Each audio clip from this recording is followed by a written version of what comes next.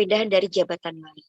Ya, di sana ada perpindahan dari JF ke JF, gitu ya, merupakan satu kelompok jabatan, dan ada antar kelompok jabatan, yaitu dari luar jabatan fungsional masuk ke dalam jabatan fungsional, di mana dari JF ke JF itu bisa perpindahan yang sama jenjangnya, ya. Jadi jenjang yang sama dengan nanti angka kreditnya yang sama. Tetapi kalau dari luar ke dalam JF itu juga harus jenjang yang setara. Contohnya adalah pelaksana. Jadi pelaksana itu setara di jabatan fungsional adalah ahli pertama. Kemudian dia pengawas adalah ahli muda. Administrator adalah ahli madya, ya. JPP adalah ahli utama, seperti itu. Oke, kita lanjut. Kemudian ketentuan pemberian angka kreditnya adalah pada saat yang bersangkutan itu di perpindahan dari jabatan lain, ya, ada perbedaan. Dulu di konvensional, ya, penentuan jenjang itu dari pemenuhan angka kredit, ya. Angka kreditnya berapa, itulah dia diangkat dalam jenjangnya. Tetapi di Menpan 13 2019, ya, di PPKN 11 tahun 2022, perpindahan itu menggunakan golongan ruang. Jadi di mana golongan ruang itu menjadi penentu di mana dia duduk di dalam jenjang, ya. Nah, di Menpan 1 2023 dan PPKN nomor 3 tahun 2023 berbeda lagi, ya. Ini harus berdasarkan jabatan, ya. Jadi berbeda, yang pertama dari angka kredit, kemudian dari golongan ruang, yang sekarang adalah dari jabatan, ya, tidak melihat pendidikan dan tidak melihat golongan ruang.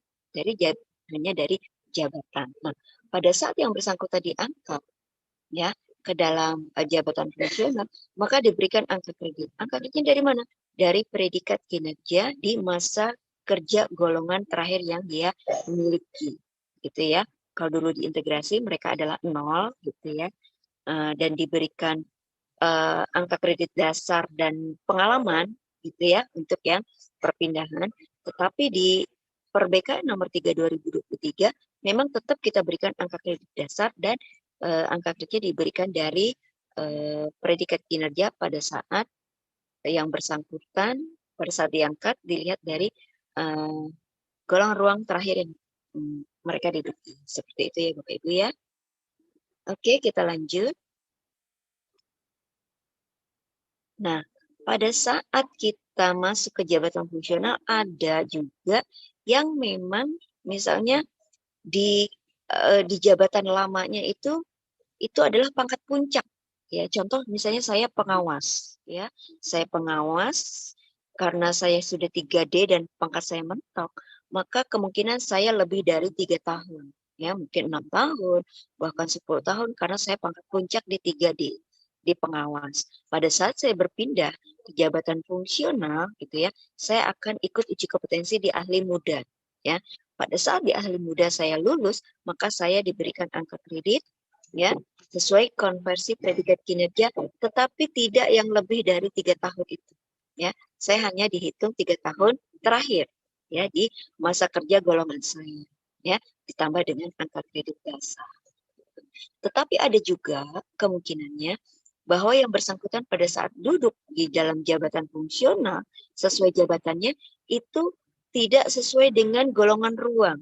Contoh saya misalnya pengawas, ya, tetapi saya masuk ke ahli muda, golongan ruang saya sudah 4A, ya.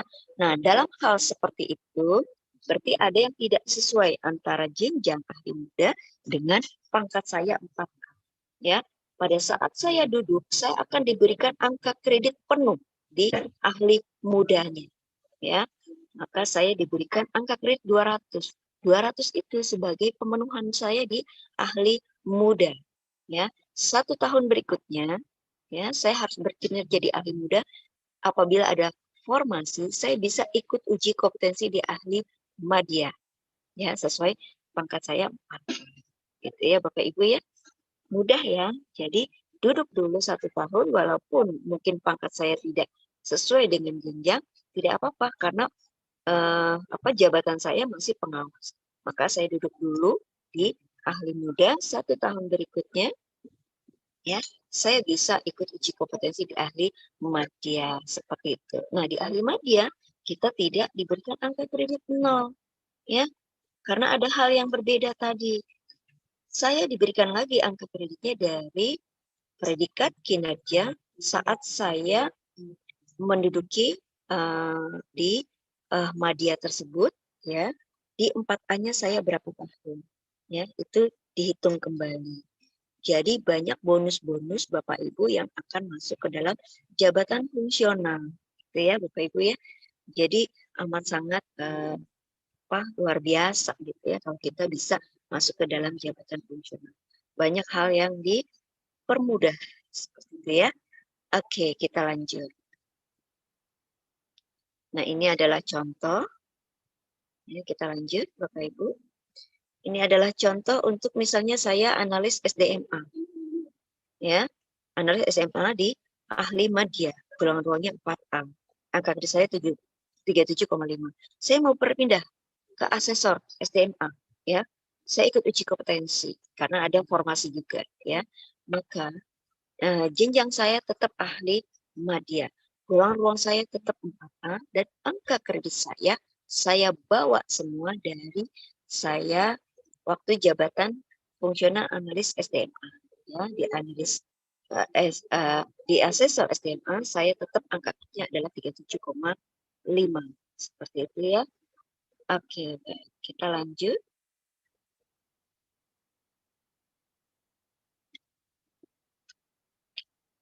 Nah, ini adalah contoh untuk kita yang dari JA ke JM. Ya, tadi mungkin sudah sedikit saya utarakan ya. Jadi memang diambilnya angka kredit itu adalah predikat kinerja seperti itu. Jadi kalau misalnya 3 tahun, ya kita hitung 3 tahun, 3 tahun, 3 tahun gitu ya.